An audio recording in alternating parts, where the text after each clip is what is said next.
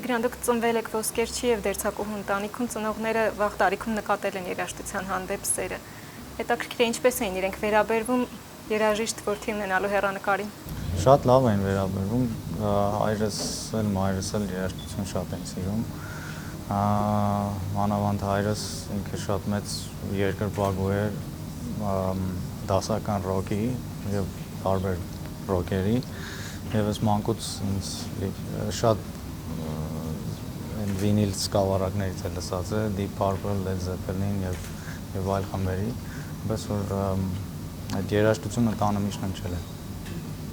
3 տարեկանից, որքան որ մեզ հայտնի է, նվագել եք դաշնամուր, ջազային հանրության համար հայտնի դարձաք 11 տարեկանում Երևանյան առաջին ջազ փառատոնի ընթացքում, որից հետո մասնակցել եք բազմաթիվ եվրոպական փառատոնների։ Կհիշեք առաջին փառատոնի ժամանակ ինչ ստեղծագործություն եք նվագել եւ հատկապես ում ուշադրությանը արժանացաք։ Ուրեմն առաջի միջազգային ջազ ֆեստիվալին 98-ին էր, կարծեմ։ Մի ստեղծագործություն եմ նվագել, Autumn Leaves ստեղծագործությունն է։ Երկրորդին էլ Round Midnight եմ նվագել, կարծեմ։ Եվ ում ուշադրությանը հատկապես արժանացաք ժյուրիի անդամներից։ Կարծեմ ժյուրիի անդամներ չկային, քանի որ ֆեստիվալ էր, փառատոն էր, բայց չգիտեմ, այն ժամանակ ինձ ընդհանրապես չէր հետաքրքրում թե ում ով է ինձ լսում, դա ինչ ես երաժշտություն, հիմա էլ չի հետաքրքրում ճիշտ ասած։ Առաջին բեմերի ժամանակ բեմից վախ եղել է ձեզ մոտ։ Բեմից վախ։ Ինչ որ լարվածություն եղել է իհարկե, բնականում, մեկ-մեկ հիմա էլ է լինում, ու դա ճիշտ ասած անբացատրել է ինչի է լինում։ Արտիստի համար նորմալ է։ Հա, դա բնական բան է, բայց հենց համերգը սկսվում է արդեն այդ լարվածությունը միանգամից չկա։ Ու արդեն չի հետաքրքրում թե ով է լսում։ Հա, կարևորը որ երաժիշտը, արվեստագետը տա ժողովրդին այն ինչը որ ինքը իսկապես կարող է տալ ամենալավագույնը։ Երաժիշտ Վահագն Հայրապետյանը ձեր ուսուցիչն եք համարել, մանկուց ձեր մեջ նկատել է այդ ձեր ապագան, մեծ ապագան։ Ձեր մասին ասում էր գիժե, ու որ գիժե ինչ-որ բան կա։ Հետաքրքիր է ամեն դեպքում ճակատագրական դեր ինչը խաղաց ու այդ խենթությունը կարողացել եք մանկությունից փոխանցել այս տարիքում։ Ճակատագրական մի քանի մարդիկ են եղել, որ շատ կարևոր են եղել իմ համար։ Օրինակ իմ հորեղբայրը ինձ շատ վաղ տարիքից զգացել է, որ երաժշտության հանդեպ սեր ունեմ եւ սկսեց իմ հետ զբաղվել 3 տարեկանից ի վեր իմ հետ զբաղվել է, կարելի ասել իր կյանքը նվիրել էր ինձ։ Եվ թե որ դասատուի մոտ կգնամ եւ ինչ կպարապեմ, այդ ամեն ինչին ինքը շատ էր հետևում։ Եվ Վահագ Հայրապետյանի մոտ էլ ինքը ինձ տարավ եւ հորեղբայրս Վահագը եւ մի քանի տարի Վահագի հետ սովորելուց հետո ավելի ուշ երկրորդ միջազգային ջազ փառատոնին նաեւ մասնակցում էր մի ֆրանսիահայ դաշնակահար, որը նաեւ մի քանի ջազ ֆեստիվալների բանը կազմակերպիչ է Ֆրանսիայում։ Եվ այնպես ստացվեց, որ մենք իրար հետևից ենք նվագում եւ ինքը առիթ ունեցավ ինձ լսի եւ մի տարի կես հետո ինձ հրավիրեց Ֆրանսիա առաջի 3 ելույթներ ունենալու։ Ուրեղբայրը երաժիշտ էր ձեր։ Չէ, երաժիշտի ջազի մեծ երկրպագու էր, բայց ոչ երաժիշտ։ Իսկ այդ խենթությունը այս տարիների ընթացքում կարողացել եք պահպանել, թե հայտնիությունը, նաև ընտանիքը ինչ-որ ստիպում է մի փոքր ավելի լուրջ այսպես, որպեսզի դրսևորումներ լինեն։ Չէ, դա միայն օգնում է խենթությանը։ Գյումրի Կայարան 16 փողոց, ձեր մանկության տունն այնտեղ է։ Հարցազրույցներից մեկում ասել եք, որ Գյումրին մոռանալու բան չէ եւ այն կյանքում չեք մոռանա։ Ինչ պարբերականությամբ եք լինում այնտեղ եւ ինչ լիցքերով եք վերադառնում։ Պարբերաբար փորձում եմ լինել այնտեղ, ինչքան հնարավոր է շատ, ժամանակի եւ զբաղվածության խնդիր է, բայց մեկ զուտ կարող եմ որոշեմ եւ գնամ Գյումրի այնտեղի օդը շնչելու Կոլորիտը։ Հա եւ կգա ժամանակ, որ այնտեղ նույնիսկ կապրեմ ես։ Կոնկրետ վայր կա, որ գնում եք հենց մանկության հասցեով եք։ Մանկության հասցեով այդ կողմերը շատ եմ սիրում, բայց նոր գնում ենք մնում ենք իմ պապիկի եղբոր տանը։ Ձեր մանկության հուշերից է, ասել եք հայրս լուսադեմին գնում էր հացի հերթ կանգնելու, ես արթնանում ու դաշնամուր էի նվագում։ Հետո հայրս հիասվաստացավ, ես էլ երաժիշտ դարձա։ Այն տարիներին ինչի մասին էիք երազում։ Այն տարիներին ասած չեմ պատկերացնում ինչի մասին էի երազում։ Ամենայն դեպս երաժշտությունը շատ մեծ մաս էր կազմում իմ կյանքում, բայց տարբեր բաների մասին կարատեով էլ էի զբաղվում, դուրսն էի խաղում, չգիտեմ։ Հիմա սպորտաձևով զբաղվում եք։ Սպորտաձևով չէ, սպորտաձևով մարզանք, մարմնամարզություն, հա, փորձում եմ ամեն օր զբաղվեմ, բայց նայած որտեղ եմ լինում։ Շատ ժամանակ ես հյուրախաղերի որ գնում եմ, շրջագայությունների, այնքան մենք մի հատ application ունենք, որ ինքը չափում է, թե մենք ինչքան ենք այրոպորտներում քայլել, էլի։ Մի ամի տեսանք, որ ինքը այդ ձև բան կա, եւ որ նայում ենք, ասենք կարող է օրվա մեջ մի 8 կիլոմետր այրոպորտում քայլենք այդ ձև։ Դա էլ ինչ որ միտեղ ծանր բաներով, բայսակներով, ինչ որ մարզության մի տեսակ է երևի։ 16 տարեկանում տեղափոխվել եք Կալիֆոռնիա, հեշտ էր ընտելանալը նոր միջավայրին եւ ինչ դժվարությունների հանդիպեցիք։ Մի տարի կարելի ասել, որ մի քիչ դժվար էր, որովհետեւ այնտեղ տեղափոխվել ենք, փոքր տեղ ենք մնում, հետո ես մշակութային ինչ որ շոկ կար այդ ձև, որովհետեւ այստեղ իմ համար կյանքը շատ լավ էր, ու հիմա ես գնացի ինչ-որ միտեղ, որ ընդհանրապես մշակույթից, ոչ թե մշակույթից, այլ այնտեղի ապրելակերպից գաղափար չունեմ, եւ միակ բանը, որ ինձ այնտեղ պահեց ինձ ներդաշնակության մեջ դրեց այդ երկրի հետ, դա երաժշտությունն էր, որովհետեւ ես մանկուց ջազ երաժշտությունը Ամերիկայում եմ ծնվել,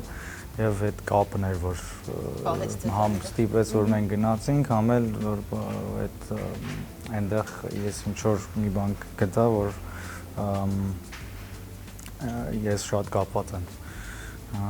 Եվ մի տարի բարձրապես շատ մարդկանց հետ չէի զրուցում, ընտանիքից քերուս, ընտանիքի հետ էի շփվում, քերուս հետ եւ մի քանի ընկերներ ունեի։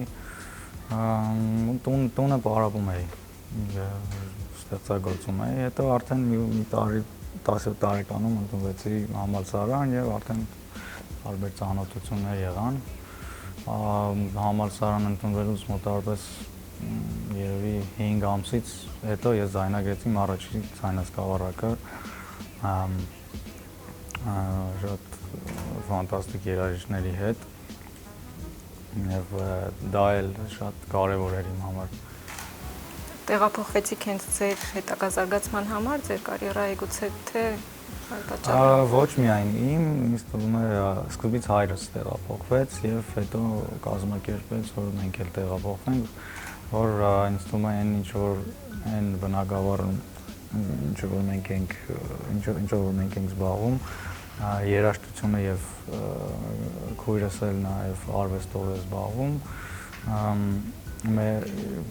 ծնողներս մտածեցին, որ մեր համար ավելի լավ է այնտեղ սովորենք, գոնե փորձենք տեսնենք այնտեղ ոնց է եւ առհասարակ շփումը շատ կարեւոր է, այլ նաեւ դրսում կրթություն ստանալը առաջընթացի համար ինչ եք կարծում։ Անպայման ինձ թվում է ցանկացած արվեստագետ պետք է գնա դրսում է սովորի, դրսի հետ շփվի, որովհետև երբ որ դու արվեստի մեջ փակ ես մնում, կարող է մարդիկ կան, որ ընդհանրապես դուրս չեն գնում եւ խորանում են իրենց աշխարհի մեջ ու դա էլ ինչ որ տեղ դա մի ուրիշ բան է բերում, հա, բայց միևնույնն է իմ համար օրինակ շատ կարևոր է տեսնել թե այնտեղ ինչ է կատարվում, այստեղ ինչ է կատարվում ու որովհետեւ այդ ամեն ինչից բոլորն են ազդվում եւ ոգեշնչվում, օրինակ ես որ սովորում էի, այնտեղի ուսանողները առաջ անգամ ծանոթանում էին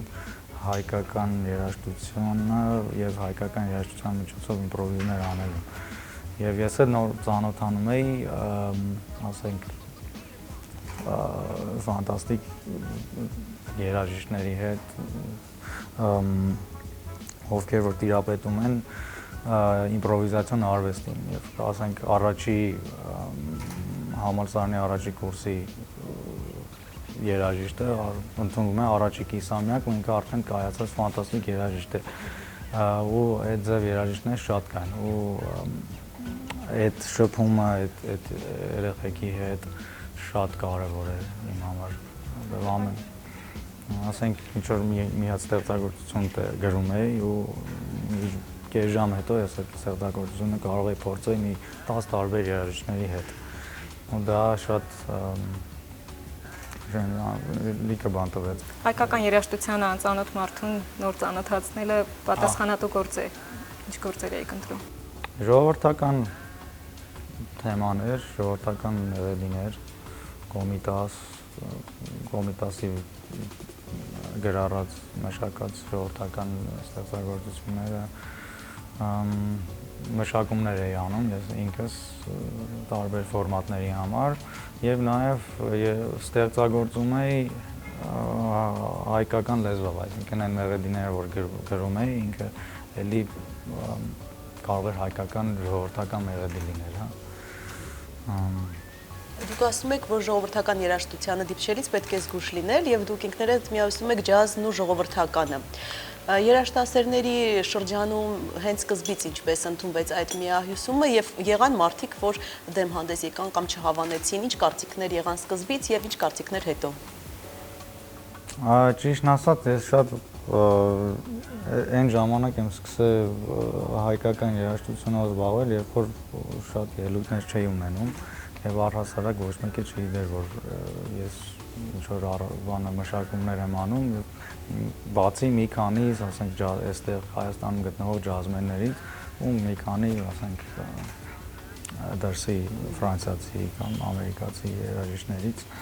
դրա համար իմ մոտ ժամանակ եղավ պատրաստվելու եւ իսկականից խորանալու եւ ես շատ սխալ եմ համարում օրինակ որ երեխաներին շահագրգռում են որ իրանք անգամից հայտնի դառնան հենց մի փոքր բան արածում անգամից հերոստատեսությունով Երևան կամ գովազդվեն, հա դա շատ սխալ բան է դրա համար պարզապես շատ ուրախ եմ եւ շնորհակալ եմ որ իմ կողքին կային մարդիկ որ պարզապես չթողեցին որ տարբեր տեղեր ինձ օգտագործեն Կինոռեժիսոր Ադրիան Ռիվոլիերը ձեր մասին ֆիլմ է նկարել 53 րոպե տևողությամբ այդ ֆիլմում ձեր կյանքի տարբեր փուլեր են ընդգրկված թեպետ ֆիլմի շեշտադրումը հիմնական շեշտադրումն այլ է այնուամենայնիվ որքանով է հաջողվել ձեզ բացահայտել այդ ֆիլմը Դե հիմա ես որ այդ ֆիլմը նայում եմ ասում եմ այ մարդ ես sense չեմ էլի ես ինչ է արել այս մարդը բայց պետք է մոտնանալ այսպես որովհետև ինքը նկարել է ինձ երբ որ ես այդ պահին կայի այսինքն ես հիմա մի քիչ փոխվել եմ հնարավոր չի մի մարդուն ներկայացնել ու ինքը միշտ այդ ձև մնա Հատուկենտ մարդիկ կան ու թողնում եք ձեր աշխարհ ովքեր են ձեր ընկեր մտերիմները Ընկեր մտերիմներ կան շատ կան տարբեր տեղերում Հայաստանում կան Ամերիկայում կան Ինչպես եք ընտրում ձեր ընկերներին Ես չեմ ընտրում, կյանքն է ընտրում։ Երաժիշտներ են մեծ մասամբ, թե նաև այլ մասնագիտության դեր մարդիկ։ Այլ մասնագետներ են, ֆոտոգրաֆներ շատ ընկերներ ունեմ։ Տարբեր կապ չունի մասնագիտությունը։ Հեշտ է շփվել երաժիշտների հետ, թե ինչ-որ մասնագիտական վեճեր ավելի շատ են լինում։ Կամ գուցե նախանց։ Չէ, այդ ընկերների մեջ միշտ ինչ-որ զրույցներ են լինում, սպորեր են լինում, ինչ-որ մի բանի շուրջ խոսալ, բայց դա շատ լավ է, ինչ-որ բան է բերում դա։ Նկարիչներն ասում են իրենց ոգեշնչում է երաժշտությունը, երաժիշտներին ինչն է ոգեշնչում ձեզ մասնավորապես։ Կյանքը, մարդու կյանքը եւ ավելի շուտ մարդու կյանքը երկրագնդի վրա։ Մեծերից մեկն այսպիսի մի ձևակերպում էր տալիս, ասում էր վախը գրեթե ստիպեց ինձ հավատալ Աստծուն։ Ձեզ համար երաժշտությունը ինչ սահմաններ է այրել։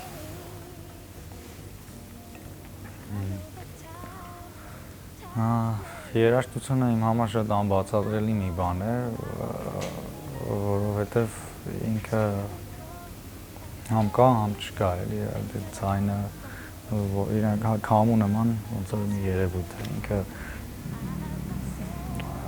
հենց ձայնը հնչեց, դու տեսնում ես, որ զգում ես, լսում ես, որ դա կա, այդպիսի բան։ Շատ անբացատրելի է, ես չեմ կարող ասել, թե երաժշտությունը որտեղից է գալիս, դարապես մարդու կյանքի նման մի բան է, էլի դա, որ անբացատրելի է ու միշտ ինչքան էլ փորձես ինչ-որ հասկանալ, վերլուծել երաժշտությունը, իր հաճախականություններով, թե ձայնը ինչ է, մեկ է դա անբացատրելի է։ Ու աստվածային կարելի ասել։ Դուք տարբեր ոճերում եք ստեղծագործում, ջազ, ռոք, ֆոլք, դասական եւ այլն։ Բրիտանական պարբերականներից մեկը ձեզ հիպնոսի վարպետ գնահատականն է տվել եւ կոչել հայկական հակաէքսպերիմենտալ, պանկ, ջազ, երաժշտություն կերտող։ Դուք ձեր ստեղծագործությունը ինչպես կգնահատեք, քանի որ ասում եք, որ ձեզ ջազ երաժիշտ չեք համարում։ Չէ, ես չեմ ասում, որ ինձ ջազ երաժիշտ չեմ համարում, բայց եթե համարեմ ջազ երաժիշտ, միայն ջազ երաժիշտ, դա սխալ կլինի։ Որովհետև ինչպես դուք նշեցիք, տարբեր ոճային ազդեցություններ ունի երաժշտությունը, դա պարզապես կախված է թե ինչ ֆորմատի մեջ է դա ներկայանում։ Օրինակ ես նույն ստեղծագործությունը, օրինակ մի հատ շատ են, որովհետև գրում թերթերով եւ մեդիայով շատ են գրում, որ Տիգրանը համես է, համեն է, բայց ես մի հատ էքսպերիմենտ արեցի, որ բոլորը ոնց որ ամենայն դեպս ովքեր որ եկել էին այդ համերգներին, հասկացան, թե որ կարևորը դա նյութն է, այսինքն թե ինչն է նյութը, թե այդ նյութը ինչի մեջ կներ, ինչ սոուսով, թե ինչ բանը տուփի մեջ կդրվի, դա արդեն կախված է այդ, ասենք,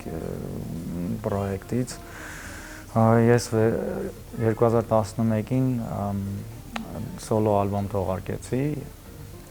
եւ համերգները եղան սոլո զուտ միայն դաշնամուր եւ հետո այդ նույն սոլո ռեպերտուարը ես ներկայացրեցի 4 տարբեր համերգների միջոցով առաջինը duet ֆլեյտայի հետ, երկրորդը rock trio, բայց նույն մատերիալներ էլի, նույն երգերը, նույն ստեղծագործությունները, բայց տարբեր ոճային ազդեցություններով, այսինքն դու այդ նույն նյութը կարող ես ներկայացնել տարբեր ձևերով։ Ու դա կարևոր, բայց կարևորը նյութն է։ Ու այդ նյութի բարբերաբար զարգացումը եւ այդ գիծը, որ ինքը ասենք ես 5 տարվա մեջ դու տեսնում ես ինչ զարգացում է ապրել եւ ինչ ուղղություն է անարել բռնել։ Ձեր մասին մամուլի հրապարակումներին հետևում եք հետո։ Երբ որ ուղարկում են, հետևում եմ։ Տատիկս որոշեց բացել 50 տարվա դվինը։ Facebook-յան այս գրառումից հետո պարզ դարձավ, որ նշանվել եք։ Ձեր ընտրյալը ձեր կինը արդեն մասնագիտությամբ դերասանուհի Ելենա Պետրոսյանն է։ Ինչպես ծանոթացաք ու մի քիչ էլ հարսանիքի մասին պատմեք, օրիգինալ հարսանիք էր, որը դարձյալ հայտնվեց լրատվամիջոցների ուշադրության կենտրոնում։ Լրատվամիջոցները շատ են հետաքրքրվում տարբեր բաներով։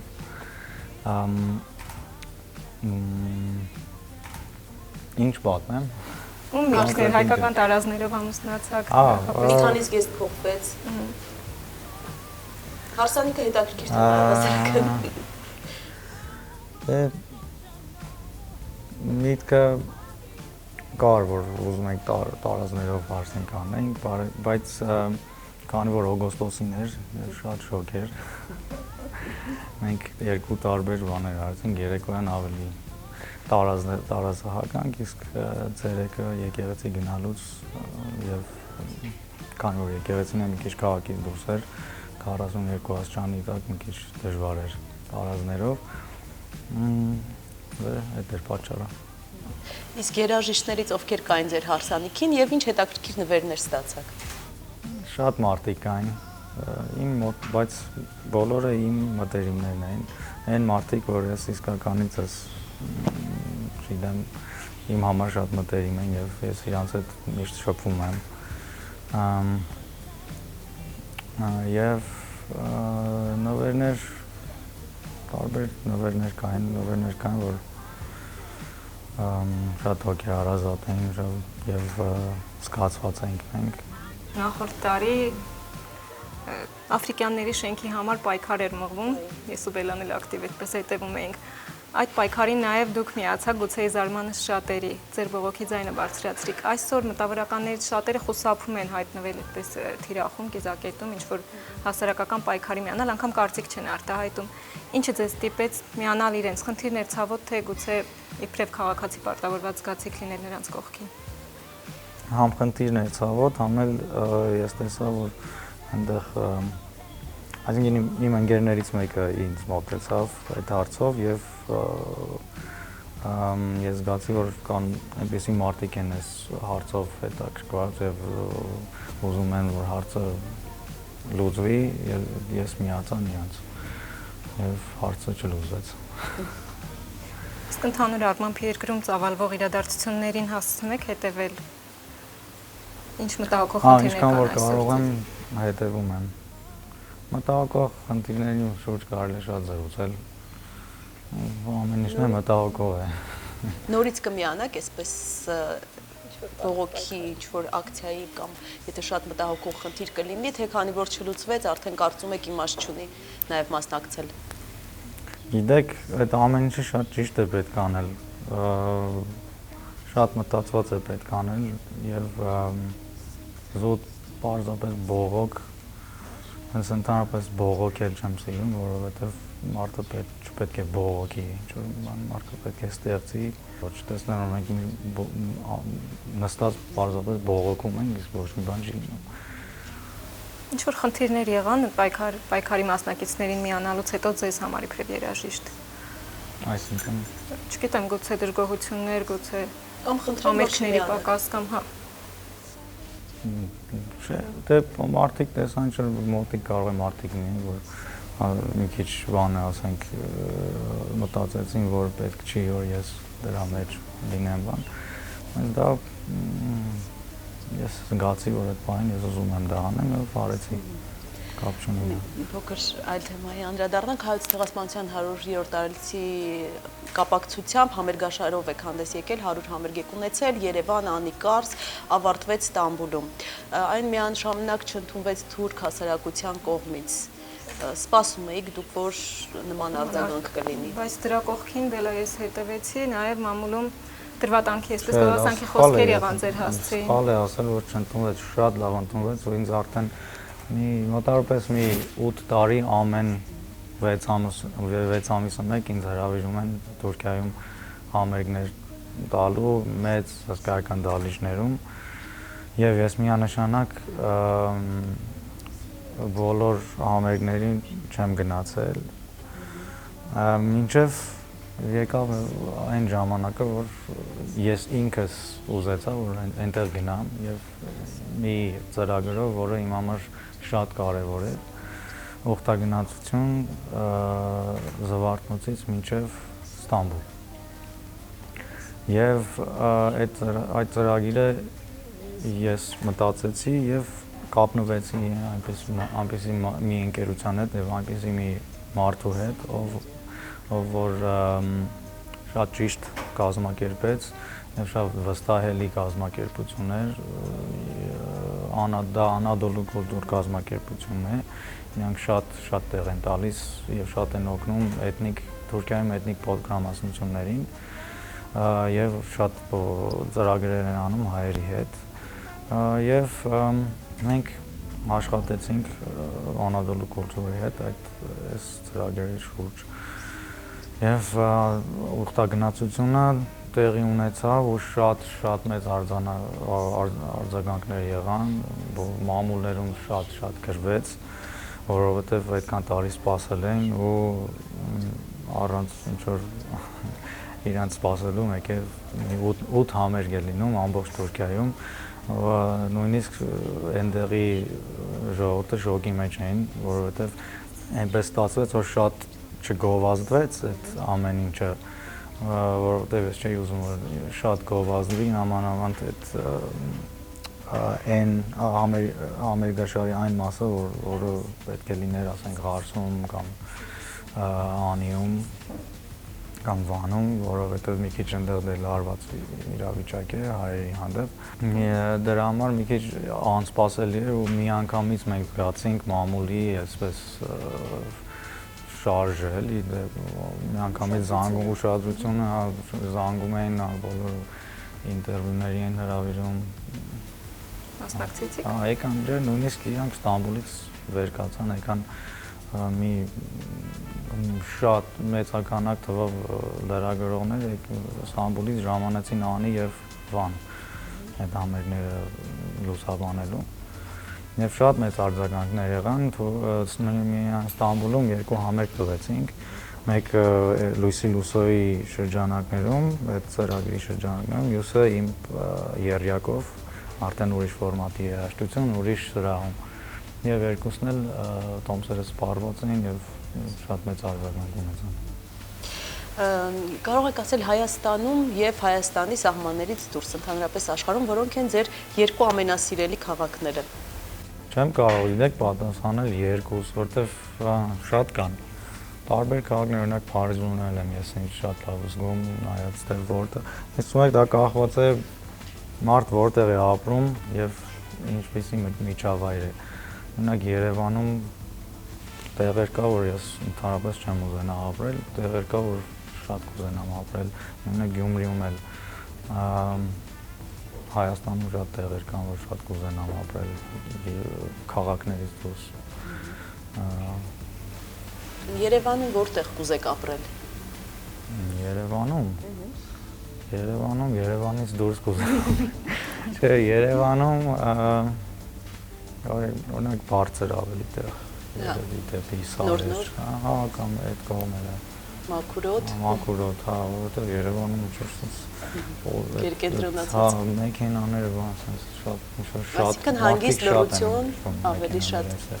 Կարևոր է լռությունը ստեղծագործելու համար։ Հա, լռությունից բացի ես սիրում եմ քաղաքներ, որտեղ որ շատ մեքենաներ չկան, թեկուզ ինքը մեծ քաղաք լինի, բայց մեքենաներ շատ չլինեն։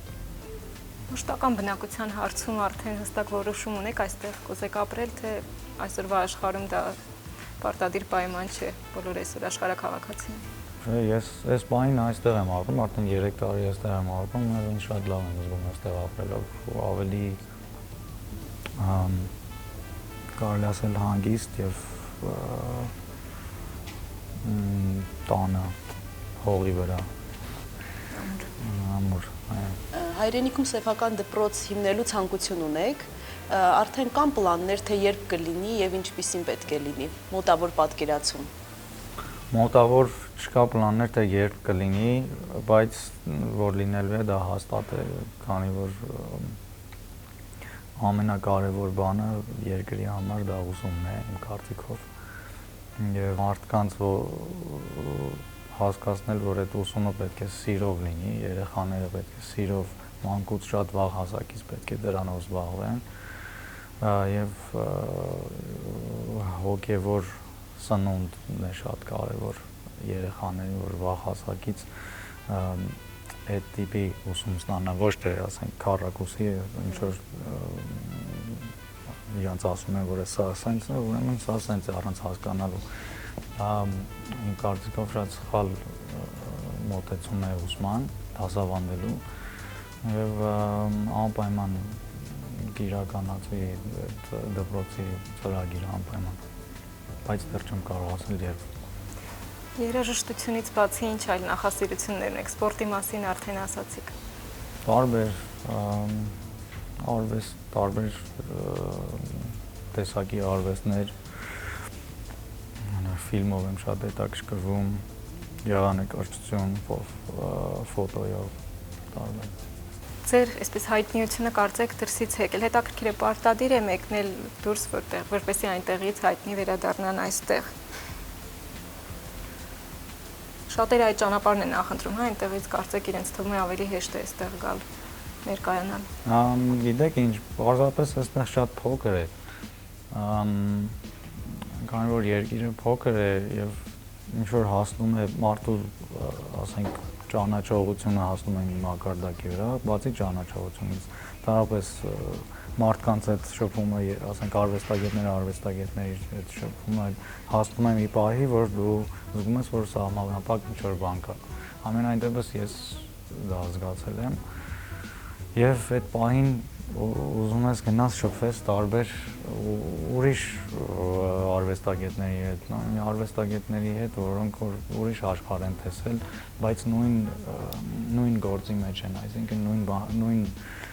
նույն բանն են անում, նույն բաներով են հետաքրքրվում, բայց իրանք ուրիշ աշխարհում են մեծացել եւ այդ շփումը իմ համար շատ կարեւոր է, որովհետեւ այդ շփումը ավելի մարդուն լայն մտածելու տեղ է տալիս, բայց ամենայն դեպս օրինակ դրանից հետո ծննդավայրը այստեղ ինչ որ ծննդավայրը քեզ տվել է արդեն լրիվ ուրիշ ձև ես դու տեսնում ու դա ավելի ոնց որ ավելի շատ ես գնահատում եւ ավելի խորն ես տեսնում։ Տիգրան, հիմա ինչով եք զբաղված եւ հետագայի հետ կապված ինչ պլաններ ունեք մոտ ժամանակահատվածում, եթե վերցնենք։ Հիմա պատրաստում ենք Լուիսի Լուսոյի դիսկի կապակցությամբ դիսկի շնորհանդեսի շրջագայությունը անել, այսպես ասած, որը կլինի Եվրոպայում մոտավորապես մի 10-13 համերգ է լինելու եւ մի համերգ էլ ԱՄՆ-ում է լինելու Լոս Անջելեսի UCLA համալսարանի Royce Hall դահլիճում, դա դեկտեմբերին կլինի, բայց ամբողջ հոկտեմբերը Լուիսի Լուսոյով մենք շրջագայության մեջ կլինենք Եվրոպայում։ Դրանից առաջ Հայաստանում, Երևանում համերգ ունեմ, Արամ Խաչատրյանի ֆիլհարմոնիկ սրահում, ամսի հոկտեմբերի 4-ին։ Եվ հետո ամբողջ նոյեմբերին իմ եռյակով համերգներ եմ ունենալու, էլի Եվրոպայում մոտ 22 համերգ, եւ այդ Լոս Անջելեսի համերգով այս տարվա համերգների շարքը կավարտվի։ Հաջողություններ։ Շնորհակալություն։ Խնդրեմ։